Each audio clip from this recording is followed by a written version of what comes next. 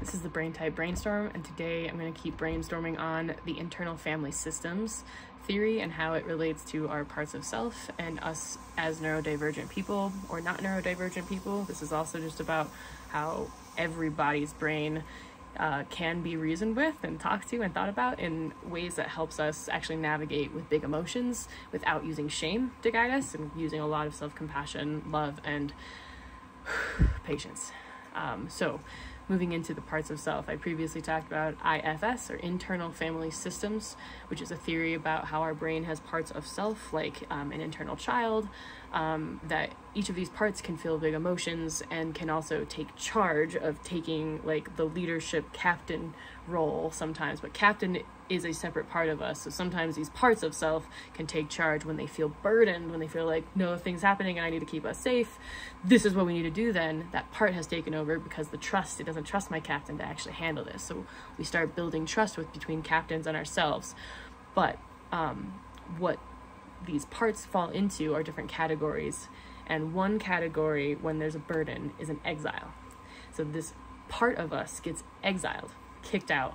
Other parts of us go like some emotion triggered, usually rejection or fear, and that freaked the rest of my system's parts out. We went, oh my gosh, that emotion just flooded our entire system. We can't handle that. That is not okay to be here. We got to shut that down. So the other parts of ourself kind of like shut that piece out, shove it into a closet and say like, nope, that wasn't safe for that to be expressed. Not happening again.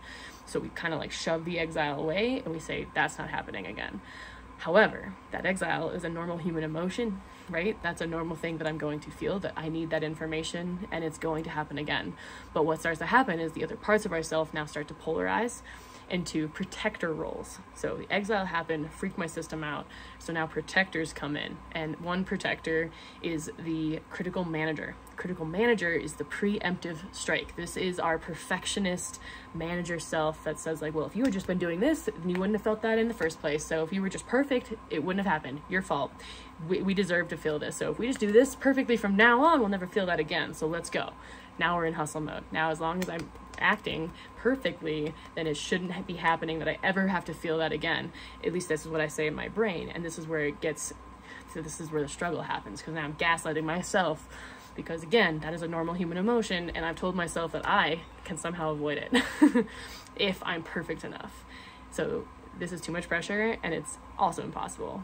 What happens is my emotion will get triggered again. That exiled emotion will happen again. The system is going to freak out. It got past my critical manager who tried to maintain perfection. So now firefighter jumps in and goes, we are going to destroy the house to put the fire out if I have to. So this is where self-destructive behaviors can come in. If we are talking about this emotion is too big and I want to feel anything other than this emotion, it can lead to some problematic behaviors, numbing behaviors, things like that. Leave that vague. So if firefighter takes over, they, like I said, their only goal is to not feel this, not like this anymore. What our goal is to be able to have captain acknowledge and become aware